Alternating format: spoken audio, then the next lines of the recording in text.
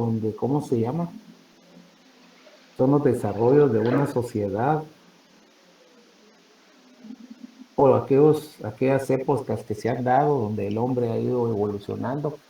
Y decíamos nosotros que las fuerzas productivas, pues, son el embrión, ¿verdad? Son el embrión o el motor para que una sociedad vaya en desarrollo.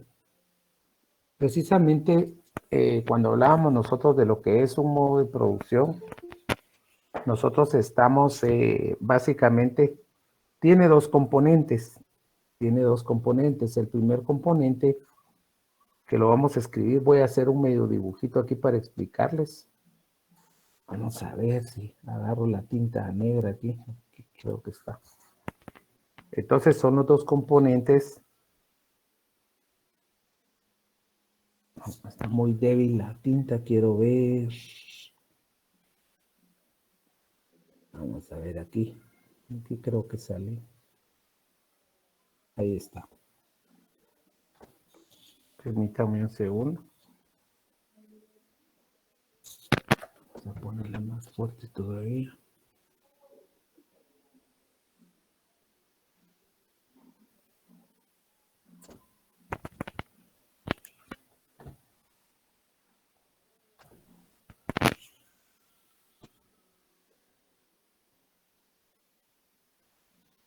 ¿Logran ver ahí?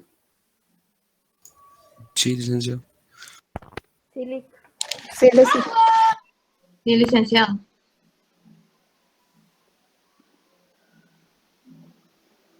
Vean. Aquí tenemos nosotros estos dos cuadritos. Bueno, ¿a dónde quiero llegar acá?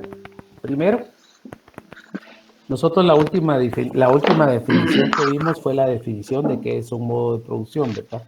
Cuando hablamos nosotros de un modo de producción, básicamente estamos hablando nosotros de aquellos estadios o aquellas formas en que la sociedad humana ha ido evolucionando, ¿sí?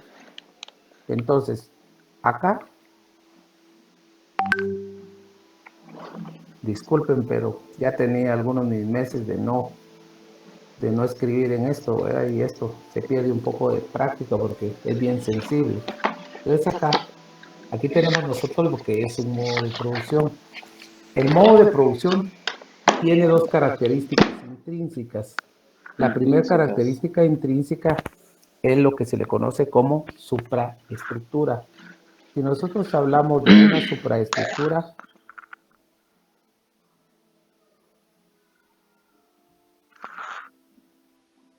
supraestructura, y tenemos una base económica.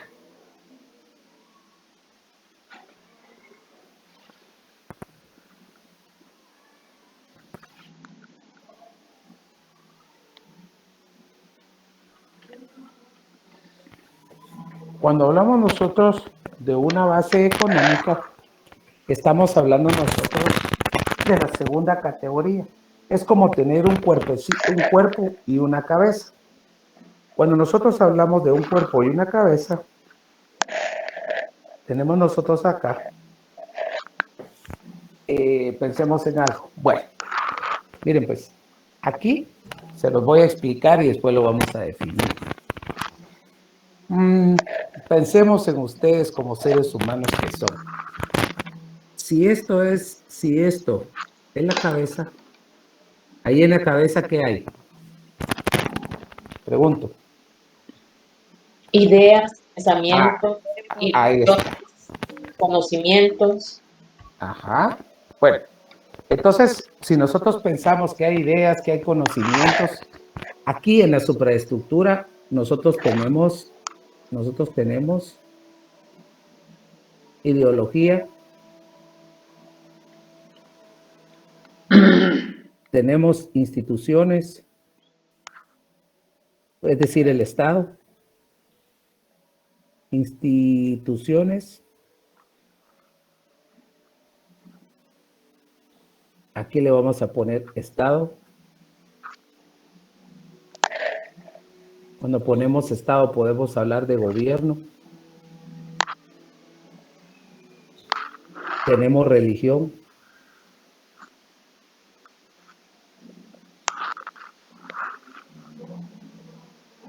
tenemos lo político, podríamos decir ahí. Este gobierno político. Es decir, tenemos todo aquello que hace que un aparato, ¿cómo se llama? Que un aparato funcione. Porque el Estado, si ustedes se dan cuenta, el Estado como tal es el que rige, ¿verdad? Es el que rige todo el componente de una sociedad a través de sus instituciones. La ideología que conlleva, la ideología puede ser política, puede ser religiosa. Acuérdense que hay ideología de centro, ideología de derecha, ideología de izquierda. El Estado, lógicamente, para poder gobernar necesita de instituciones, ¿verdad? O sea, todo lo que es en términos abstractos se podía, o términos no productivos, y se encuentran dentro de una supraestructura. Porque cuando hablamos de economía, nos interesa a nosotros puramente el tema productivo, ¿sí? Puramente el tema productivo. Entonces, ¿por qué está arriba la supraestructura y por qué está abajo la base económica? Cuando nosotros hablamos de base económica, estamos hablando nosotros básicamente de producción, ¿sí? Estamos hablando de producción. Estamos hablando de las relaciones sociales de producción. Estamos hablando en general de toda la actividad económica. Se recuerdan que en la clase pasada hablamos un poquito de esto y pusimos la actividad agrícola, todo lo que conlleva. Entonces a esto le vamos a hablar de actividad económica. ¿Sí?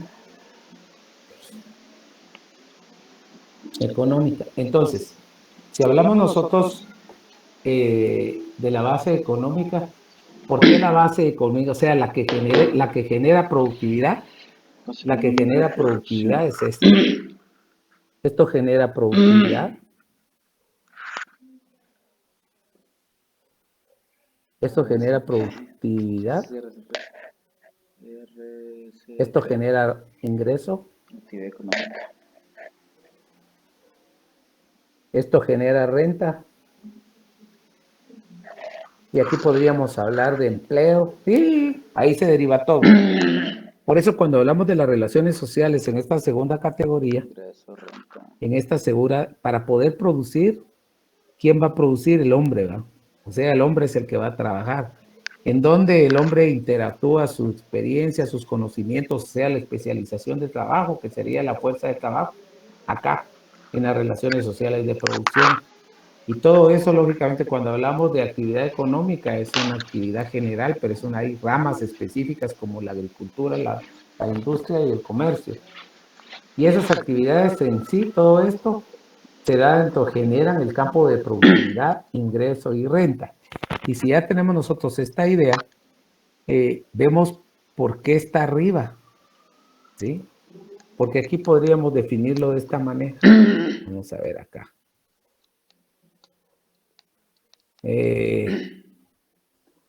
Yo le pongo una línea hacia arriba y una hacia abajo. ¿Por qué creen que hago yo esto? O les hago la pregunta. ¿Quién determina quién? O sea, ¿qué determina la actividad económica de un país? Si es la supraestructura o no. Oigo comentarios y llevémosla al caso guatemalteco, por favor. Instituciones. O sea que tienen relación ambas. ¿Por qué?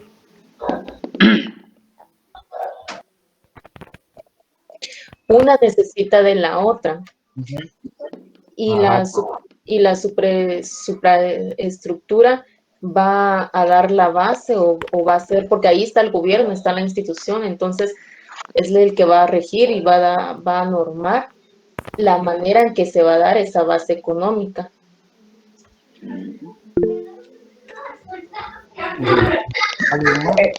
Pero la otra tendría la estabilidad.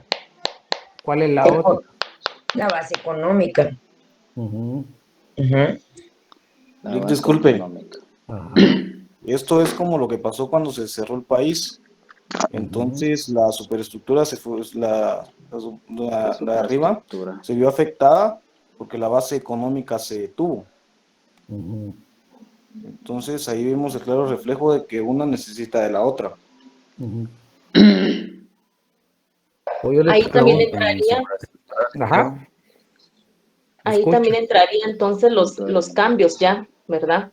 De nuevas leyes económicas, en referente a lo que el compañero decía, porque al verse afectada la base económica, la otra va a detenerse, entonces se dan nuevos cambios, Pero esas serían leyes o serían políticas económicas. Leyes políticas o económicas, son, políticas son económicas. políticas, ¿verdad? Que les dije, las políticas son instrumentos que utilizan los gobiernos o los estados para poder para poder intervenir en cualquier rama o cualquier actividad, sea económico, sea social o sea político o humano, propio, lo social que incluye todo, ¿verdad? Entonces vuelvo a preguntar yo, ah, ¿quién depende de quién o quién implanta a quién? ¿La supraestructura influye sobre la base económica o es la base económica la que influye sobre la supraestructura?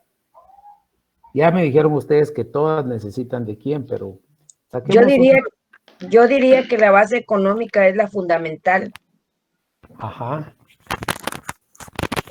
Yo creo que también sería la base o estructura económica, porque de ella ahí entran las relaciones sociales de producción, las fuerzas productivas, que son fuerzas de trabajo y los medios de producción. Ujú. Yo diría, licenciado, que la superestructura Yo que igual, viene, Lick. porque habla de instituciones y justamente el día de ayer en clase de ciencia política hablábamos sobre el CACIF, que es la institución que tiene los hilos de la economía en el país prácticamente. Ujú. Base económica. Ujú. O sea, para usted el CACIF entra aquí también, ¿verdad? En esto, en lo ideológico o en lo institucional, ¿verdad? Solo que por la Institucional. vía privada, ¿sí o no? Así es. Ujú. ¿Alguien más? Quiero que discutamos esto y vamos a llegar a una conclusión final. Miren, definitivamente la base económica Por eso. es la estabilidad de un país, ¿verdad? Ahora yo pregunto, ahora yo pregunto,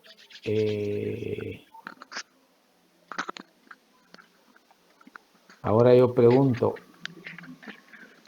en el caso nuestro, bueno, si hablamos de lo ideológico, lo institucional, recuérdense que de ahí emana todo, ¿verdad? Ahora, si yo les digo que de ahí emana todo, o sea, definitivamente lo político tendría que determinar lo económico, como dijo la compañero, como dijo la compañera habló de políticas, cómo interviene el Estado, ¿verdad? Cuando hay algún desajuste, definitivamente eso tiene que ser ahí. Ahora bien, si hablamos nosotros de, el compañero mencionó el CACIF, ¿verdad? Donde están todas las cámaras empresariales aglutinadas que tienen relación con la base económica. Ahora bien, ¿quién instituye a la clase política o a la clase gobernante? La economía. La base económica, ¿o no es así? La base El económica. ser político en el país, ¿qué representa? Primero, una inversión, ¿verdad? Para ser político en Guatemala, para poder participar como político, se necesita la implementación primero, para que sea aceptado y segundo, que tenga el recurso económico. Aquí se ha oído en la noticia, ¿verdad? El empresario o las cámaras tales y tales apoyan a tal y tal, lo ponen a tal y tal. ¿Se han dado cuenta ustedes de todo eso, verdad? Que al final el país, ustedes saben en qué condiciones se encuentra. Ustedes ya como personas adultas y ya personas que se interesan por la noticia, que miran en las redes y todo, ¿Qué hace? el papel que desempeña. Yo le hago la flechita hacia arriba y le hago la flechita hacia abajo. Porque lógicamente sin una supraestructura acorde no podría haber base económica. Y sin la base económica no podría haber supraestructura. Porque al final aquí hay algo bien común. Tienen algo en común que yo le llamaría acá. Vamos a poner aquí, vamos a ver, aquí lo voy a hacer. Aquí podría ser la palabra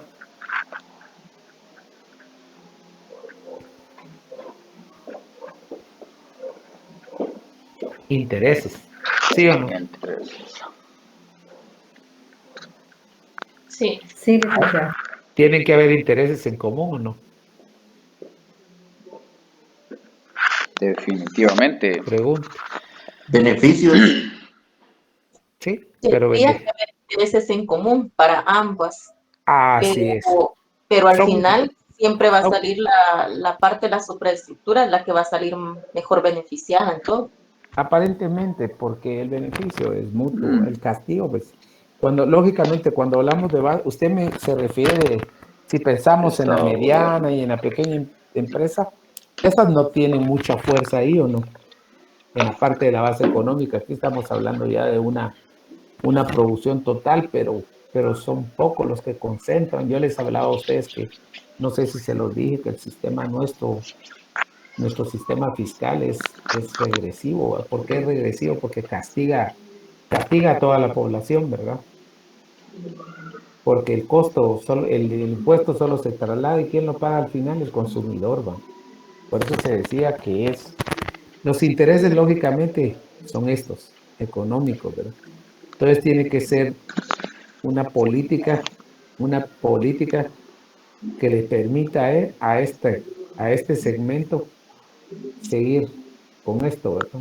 En su actividad económica y lógicamente generar ingreso y renta. No sé si me explico. Definitivamente las dos se complementan. Y esta sería el papel de ser el rector, ¿verdad? Ser el rector de toda la política económica para echar a andar el crecimiento económico. Pero así es como debería de ser. Y así es como se debe de estudiar, que definitivamente son complementarias. Este dicta cómo y este solo cumple con todo, es decir, cumple con dar trabajo, o sea, cumple con producir, pero para producir se necesita fuerza de trabajo, para producir se necesita pagar salarios, cumplir con todas las condiciones que ustedes ya saben, ¿verdad? O sea, tener derecho a su salario, un trabajo digno, tener derecho a sus prestaciones, tener derecho al seguro social, eso. Ustedes sabrán en las condiciones que se encuentra cada uno, me explico. Pero definitivamente esos dos componentes se refieren básicamente a eso, a lo ideológico, a lo pensante, donde se esgrimen todas las relaciones desde el punto de vista abstracto. Esto es abstracto y esto va a ser concreto, ¿verdad? Que al final estas dos categorías están inmersas, ¿sí? Están inmersas dentro de un modo de producción, ¿sí? Entonces, de todo esto que estamos hablando aquí, sale un, ¿cómo se llama? Sale un concepto muy general que abarca todo. Entonces yo voy a hacer una línea acá. Sería todo esto, ¿ven? Bajamos aquí, nos venimos aquí y subimos acá. Entonces todo esto va a ser la formación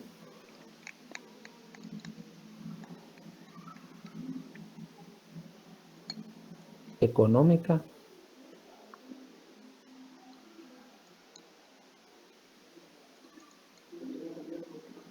y social. Formación económica y social. Económica y social.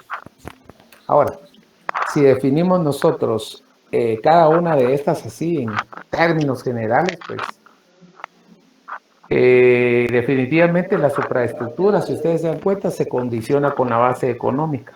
Pero esta supraestructura a su vez influye sobre ella, o sea que se relacionan mutuamente, no se pueden separar, ¿verdad?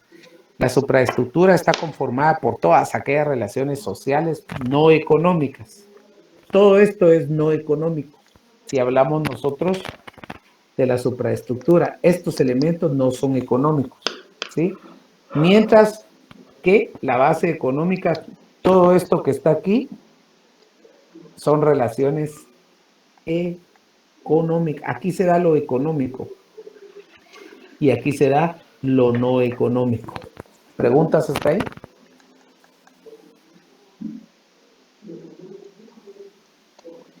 Entonces, si hablamos nosotros de la formación económica y social, ¿qué es?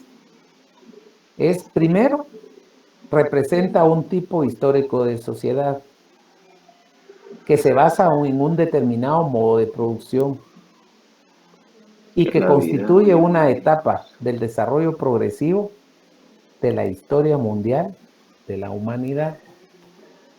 Ya es más general, porque si hablamos nosotros de un determinado modo de producción, ustedes ya saben qué es esa categoría. Y dentro de la formación económica y social, que contempla el modo de producción, ahí hay dos categorías bien importantes, que es la supraestructura y la base económica. Estas se le llama formación económico-social porque siempre está en constante evolución, siempre está en constante desarrollo. Por eso se dice que una formación económico-social es transitoria, ya que a través del tiempo, esta va evolucionando, esta va en desarrollo porque nunca puede ir para atrás. Porque si pensamos nosotros en el caso nuestro de Guatemala, Guatemala ya no es la misma de hace 20 años. Los problemas pues son muchos, como todas las naciones tienen problemas, pero ejemplos muy simples. Hace 20 años existía esto. Hace 20 años pensaríamos nosotros en dar clases de esta forma, de manera virtual. Pregunto. No, No, no, Hace 20 internet todavía, creo. no se podría. Hace 20 años existía, por ejemplo, los teléfonos que ustedes ahorita tienen en mano, porque muchos están recibiendo clase con su teléfono, una buena parte de usted. Se conectan un link y van para adentro. Antes no existía nada de eso. ¿Sí? Entonces, esa es la finalidad de entender por qué la formación económica y social va en evolución, porque esto va de la mano. La economía que estudia fenómenos y problemas que aquejan a la sociedad y básicamente ¿qué persigue?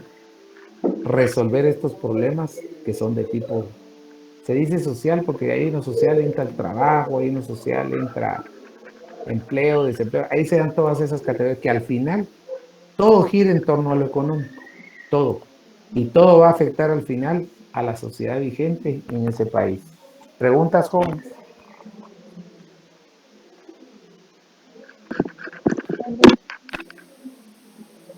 ¿No? ¿Estamos bien ahí para seguir? Sí, por mi parte sí. Bueno, entonces, ahí estaríamos nosotros con lo que es básicamente esas dos categorías. Después de esas dos categorías, nosotros seguimos, bueno, si hablamos de formación económica social, si hablamos de base y supraestructura, vamos de regreso con lo que es en un modo de producción que ya sabemos que son las diferentes etapas o desarrollos que ha vivido la humanidad. Entonces, dentro de esto se han dado los siguientes modos de producción, como es la comunidad primitiva, el modo de producción esclavista, el modo de producción feudal, el capitalismo, y caemos a lo que es el socialismo, que fue la última forma de organización social que se conoció de esa naturaleza y que hoy por hoy pues ya no está vigente. y vamos a ir poco a poco para ir sacando algunas características para poder diferenciar una situación, o sea, un modo en relación a otro. Si hablamos nosotros de la comunidad primitiva, vamos a ver aquí.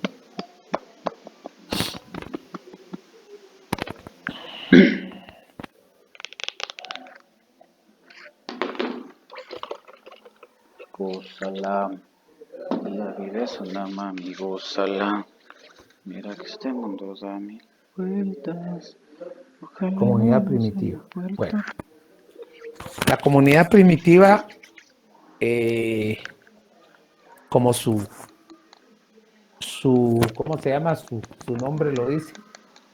Era una etapa prehistórica.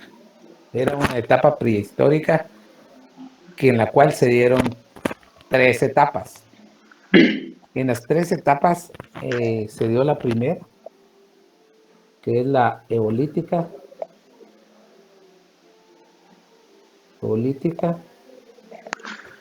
La segunda,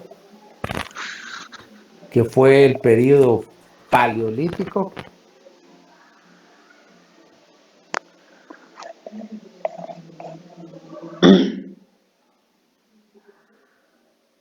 Y el tercero, que fue el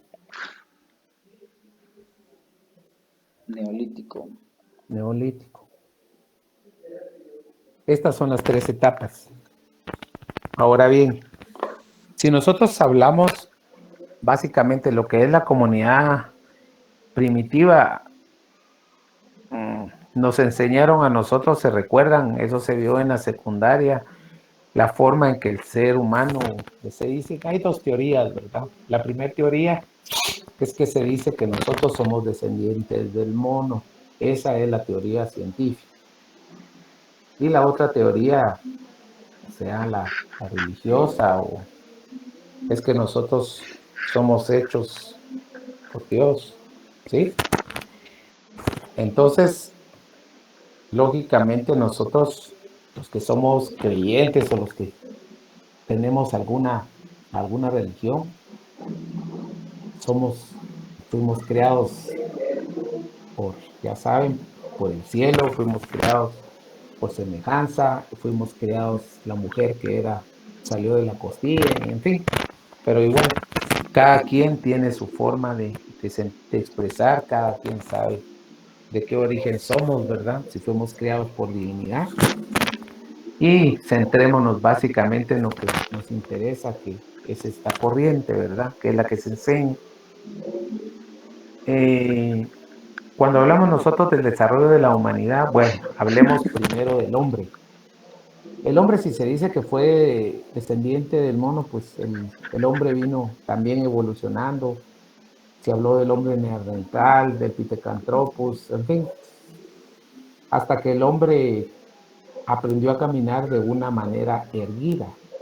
Al decir que el hombre comenzó a caminar de una manera erguida, es que el hombre se paró, ¿sí?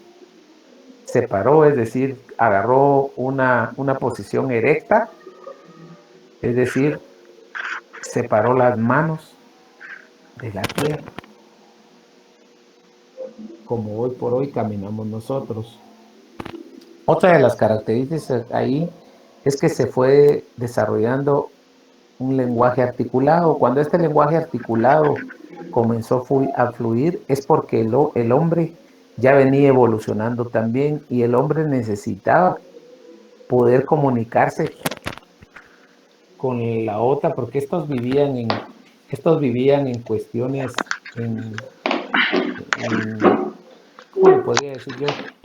Pensemos que el hombre también vivió en manada, ¿verdad? Esa era la palabra que se usaba. Pero cuando el hombre hablaba en manada, aquí hay 3 cosas. Primero, el hombre vivió como una horda salvaje, ¿sí? Después de la horda vino una gens. Ahorita voy a explicar la diferencia. Luego de la gens ya se vino un clan. Luego del clan vino una tribu. Luego de una tribu, ¿sí?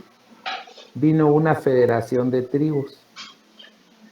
Y luego de una federación de tribus, vino a conformarse lo que es un estado.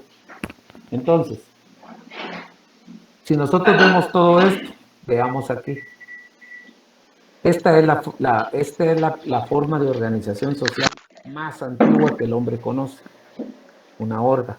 Bueno, en una horda era poca ahí fue donde se comenzaron a desarrollar ese lenguaje articulado que ellos necesitaban. Pero ¿para qué necesitaban ellos comunicarse?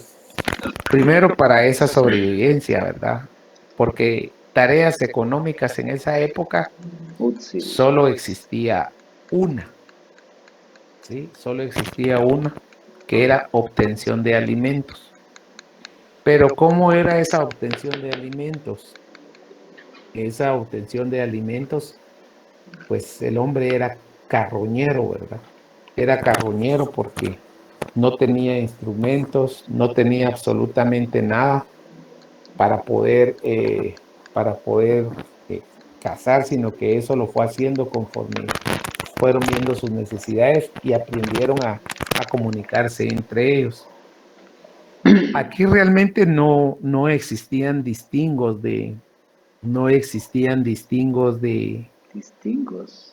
familia, no existían distinciones de nada, sino que aquí lo que prevalecía era todos contra todos, ¿verdad? Decirle todos contra todos, pues hay un libro que se llama la familia y la propiedad privada, el origen de la familia, la propiedad privada y el Estado, de Federico Engel o Frederick Engel. Este básicamente hacía un resumen de todo esto, cómo fue necesaria la familia, que en la Constitución Política nuestra dice que es el embrión de es el embrión de la sociedad, ¿verdad? Y el origen del Estado. Aquí está plasmado. Pues básicamente lo que él decía era cómo se conformaba la familia y cómo fueron separando hasta llegar a las líneas que hoy por hoy existen. Aquí no había ninguna división de familia. Aquí lo único que se hacía, ¿cómo se llama? Era obtener alimento que se hacía eran los frutos que se da, eran los frutos que conseguían, y un poco de carne que era carroña, ¿verdad? Porque el hombre cuando empezó a probar carne era carroñero, comía lo que encontraba de animales muertos o los sobrantes que dejaban ahí algunos otros animales de esa época, ¿verdad? De la época prehistórica. Luego, cuando una horda se encontraba acá y había otra horda acá y otra horda acá, de esas hordas se conformó la gens, que era la segunda forma de organización, la segunda forma de organización que se dio. Entonces aquí ya podían compartir ellos un poquito más de experiencias, ¿verdad? Las experiencias de caza principalmente, las experiencias de algunos que tenían, algunas hordas eran un poquito más desarrolladas que otras, ¿verdad? Entonces, si nosotros pensamos en el periodo eleolítico, bueno, la etapa o el paleolítico o eleolítica, como ustedes le quieran llamar, aquí, ¿cómo se llama? Ya en la agencia, si ustedes quieren hablar, ellos utilizaban las piedras y los palos tal como la naturaleza se los daba.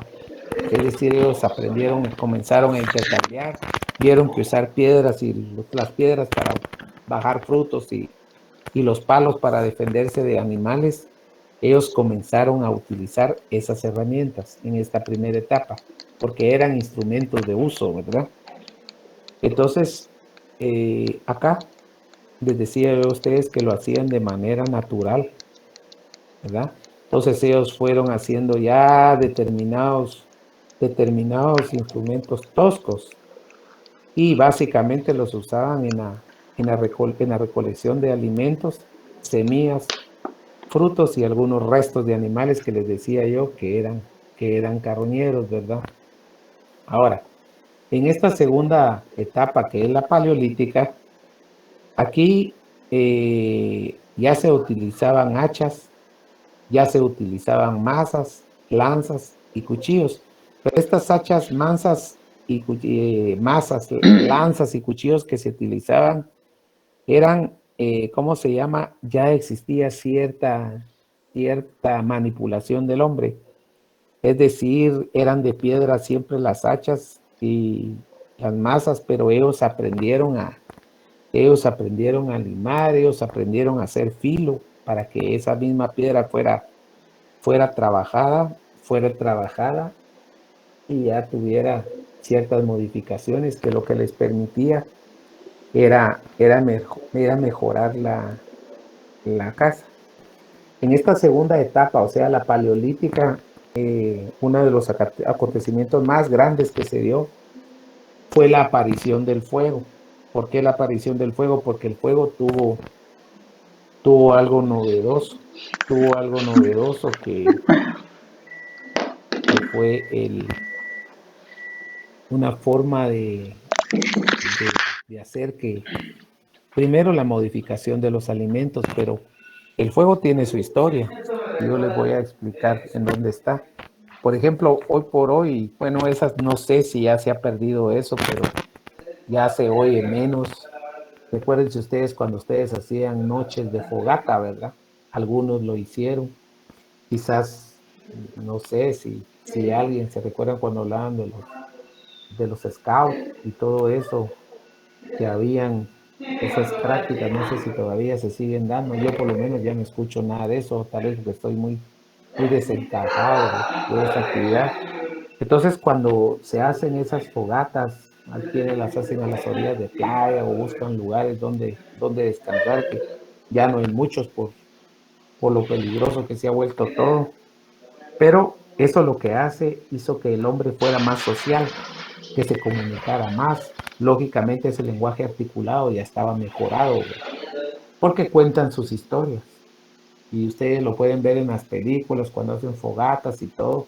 Las personas lo que hacen ahí es estar cerca, hacer unos círculos y contar todos una historia, ¿verdad? O sea, el fuego vino, y por otro lado, pues la cocción de alimentos, que fue otra de las cosas que vino a cambiar, ¿cómo se llama? La forma de alimentarse, o los nutrientes que el humano necesitaba como tal en esa época. Ahora, el periodo paleolítico, pues lógicamente el uso del fuego ahí se fue desarrollando más y más. Otra de las situaciones que se dio aquí, pues fue la invención del arco y la flecha. Con la invención del arco y de la flecha, lógicamente la caza se convirtió en la fuente principal de alimentos. ¿Qué significa esto? Que el hombre dejó de ser carroñero. ¿Por qué? La caza les proveyó pieles para poder vestirse, ¿verdad? Por las cuestiones climáticas que en esos tiempos se veían. Entonces, lógicamente ya en esa etapa se siguió desarrollando una tercera, que es el periodo neolítico. Cuando ya hablamos nosotros del periodo neolítico, pues ya estamos hablando nosotros de clanes. Aquí, lógicamente, las relaciones de padre a hijo, aquí ven, las relaciones de padre a hijo, aquí era fuerte eso, ¿verdad? Porque no se podía diferenciar mamá, papá e hijos. Aquí, como eran hordas, pues ya comenzaron a mezclarse unas familias con otras familias. Ya los clanes básicamente es el clan de la familia A, el clan de la familia B. Ya era un poquito, ya las formas de organización social eran distintas, ¿verdad? Entonces, la primera, que fue la Punalúa, pues ahí era todos contra todos, ¿verdad? Ya estos clanes un poco más desarrollados, con un poco de instrumentos de uso más firmes, se dan en esta etapa del periodo neolítico. Aquí, en el periodo neolítico, se dio el descubrimiento de la agricultura inicialmente, y luego se desarrolló la ganadería. Entonces, ¿qué quiere decir esto? Que el hombre se convirtió en recolector, cazador y pastor a la vez, porque habían ciertos animales que podían ser de crianza y que el hombre los podía tener como una fuente de alimento. Al decir estas tres cosas que se dieron acá, también tenemos que lógicamente el hombre, el ser humano, se fue especializando. Al decirse que se fue especializando, es que el ser humano, unos se dedicaron a la agricultura, otros se dedicaron a la caza, otros se dedicaron a las artesanías, y así fue como nació la civilización, con las divisiones o las separaciones del trabajo. Cuando hablamos de también la domesticación y crianza de animales, esto básicamente vino a dar un giro y vino a crear la primera gran división social del trabajo, es decir, la separación de la agricultura con la ganadería. Entonces, el ser humano seguía avanzando.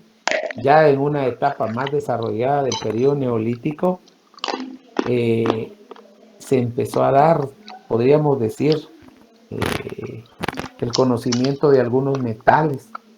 Pero lógicamente cuando ya estamos hablando de empezar a usar ciertos materiales de manera rústica, esto básicamente lo que vino a hacer es comenzar la descomposición del modo de producción primitivo y comenzar a dar paso a una nueva forma de organización social. En esos tiempos, cuando ya comenzaban a verse ciertos metales un poquito más duros, así de manera bien rústica, ya estamos nosotros por esta etapa, ¿eh? Ya la tribu ya se dio, ya habían ciertos excedentes porque había agricultura, porque había ganadería, y existía ahí las artesanías y los otros que se llevaban a cazar puramente. Entonces, como esto ya se necesitaba negociar de una tribu con otra tribu, por decirles tribu A con tribu B, porque tenían ciertas, hablándolo así, habían ciertos productos o ciertos insumos que, por ejemplo, la tribu A tenía, que no la traían la tribu B, porque eso dependía del clima. Entonces se fueron formando varias tribus que dieron lugar a la federación de tribus. Pero estas federaciones de tribus se dieron por el intercambio, por el comercio, de una manera simple, que cambiar un producto por otro producto, ¿verdad? Dentro de esto mismo avance que se iba dando, una de las características bien centradas del modo de producción primitivo, la comunidad primitiva, como le quieran llamar, es que la propiedad privada no existía. ¿Sí? Repito, la propiedad era comunal. Debemos tener claro que en esto, en la comunidad primitiva, la propiedad de la tierra, que era lo más importante, donde se iban asentando las tribus y todo, eso era comunal, era de uso de todos, ¿verdad? Ya, si alguien les pregunta a ustedes que si en la comunidad primitiva la propiedad de la tierra era privada, la respuesta, ¿cuál va a ser? Que no, licenciado. Era Que como no, licenciado. que no lic. La propiedad entonces era comunal, ¿sí? Y el trabajo, pues lógicamente era a través de cooperación simple, o sea, todos hacían sus tareas. Como por ejemplo, la mujer, dentro de este modo de producción, existieron dos periodos. El periodo patriarcal, que fue primero, que era cuando el hombre era el rector de toda la actividad productiva, o sea, económica como tal, pero eso no funcionó y al final se dio también el periodo matriarcal, es decir, que la mujer tenía la actividad rectora de la actividad económica. Pero entonces se dieron cuenta que había ciertas tareas que la mujer no las podía hacer, como por ejemplo cazar, ¿verdad? Las actividades más peligrosas o pesadas pues eran propias del hombre, y nuevamente se dio en ese modo de producción la época patriarcal, o sea que es el dominio del hombre, ¿verdad? En toda la actividad rectora. Pero dentro de esta división del trabajo, dentro de esta división del trabajo, aquí la mujer tenía un papel bien importante porque la mujer casualmente descubrió la horticultura. Es decir, se dio cuenta cómo los frutos que ellos consumían, esas semillas desechadas germinaban, es decir, que se reproducían. Y fue así como surgió una división natural de trabajo. Es decir, los hombres se van a la caza, a la pesca y a la recolección, y las mujeres atienden y dirigen los trabajos hortícolas, cuidan la vivienda, guardan el orden y protegen a los niños. Eso se le conoce como división natural del trabajo. Por otro, con el aparecimiento, es decir, cuando aparecen los agricultores y ganaderos, se da la primera división social del trabajo. Y con el aparecimiento de los artesanos, surge la segunda división social del trabajo. ¿Preguntas hasta ahí, jóvenes? No, Lic. No, Todo bien, No, licenciado. ¿Sí? Bueno, a raíz de toda esa dinámica, que se da, entonces esas fuerzas productivas siguen creciendo, y hay un momento en que ciertas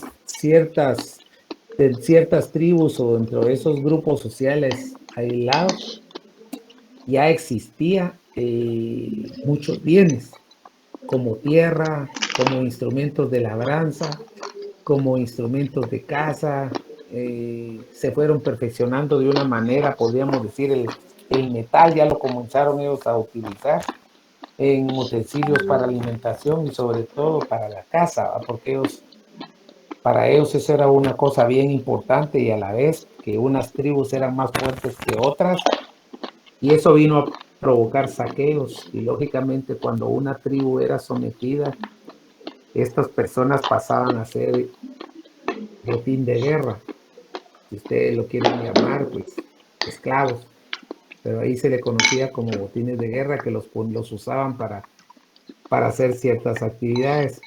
Pues toda esa infinidad de bienes que fueron acumulando ellos, lógicamente los más fuertes dominaban a los más débiles, ¿verdad? Esa es una práctica que se vino a dar desde que el hombre comenzó a estar en sociedad. Entonces, a raíz de eso, vino a surgir la propiedad privada, porque ya las personas, tenían sus bienes. Y con el aparecimiento de la propiedad privada, es la característica para el surgimiento del Estado. O sea, el Estado surge con el aparecimiento de la propiedad privada. Recuérdense, en la comunidad primitiva no existía Estado, ¿sí? Entonces, ¿cómo se llama? Surge la propiedad privada por toda esa acumulación de riqueza que se dio, y eso trae como consecuencia la creación del Estado. O sea, la característica, repito, que da origen al nacimiento del Estado es la propiedad privada. O sea, la propiedad privada necesitaba de un Estado que pudiera resguardarle sus bienes. ¿Estamos hasta ahí? Sí, Lic. Sí, licenciado. ¿Preguntas, mis estimados?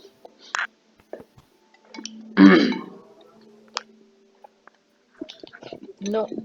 Vale, entonces, No. cuando hablamos nosotros del Estado, que su manifestación será, repito, con el Estado su manifestación será, aquí vamos a correr esto.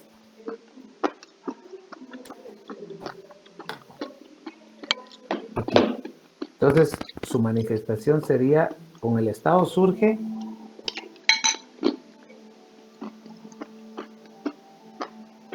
Aquí está.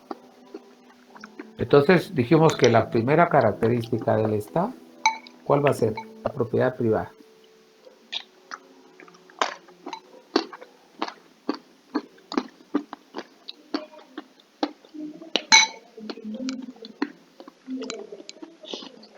Entonces, ¿cuál es el primer Estado que conoció la humanidad? Es el modo de producción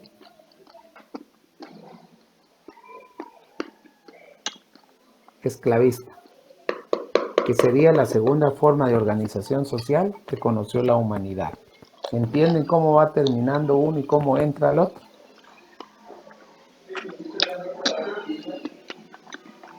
Bueno, si no hay dudas, vamos a dejar ahí la clase, jóvenes. Vamos a dejar ahí la clase. Vamos a seguir el día lunes, pero el día lunes vamos a seguir nosotros con el tema que ya les toca a ustedes comenzar a exponer. Entonces, se preparan todos para el día lunes. Yo les dije que les iba a dar como 7 minutos u 8 lo más, o puede ser que 5 minutos para entrar de lleno a lo que yo necesito. Ahí manejan bien su tiempo, ahí entran de lleno a lo que tienen que hacer para no darle mucha vuelta a eso. Disculpe, antes de que se empiecen a salir los compañeros, hay muchos que me están escribiendo que aún no tienen ni siquiera grupo. Entonces voy a poder crearles un grupo, pero que me tengan paciencia para poder unirlos a todos, porque hay muchos que les he creado grupo porque no tenían, o sea, andaban como que mire y dónde, ¿verdad? Entonces yo estoy tratando de apoyar lo más que puedo a los compañeros, ¿verdad? Porque pues realmente eso no sería como que algo que me corresponda a mí, No. pero por tal Que de no lo apoyar, haga. lo voy a hacer. Entonces, las personas que no tienen alegando grupo, aquí. que por favor me puedan escribir, van a ser de diferentes zonas o no sé, pero para poder unirlos y que tengan un grupo para poder presentar su tema. Con respecto a los que decían que no les he podido dar un tema, que me escriban, ¿verdad? Para poder asignarles uno. Eso sí, por favor,